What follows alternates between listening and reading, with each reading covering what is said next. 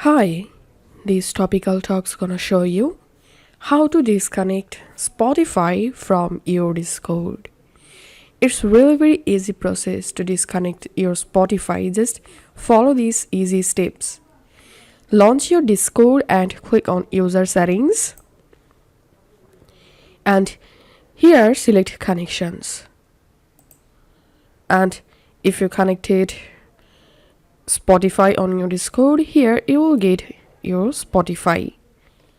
Now to disconnect Spotify, just click on this cross icon and disconnecting your account might remove you from servers you joined via this account.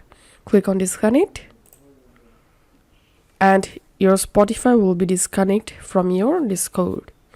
This is how we can do it. If this video helped you out, please leave a like and leave a comment down below. Thank you for watching.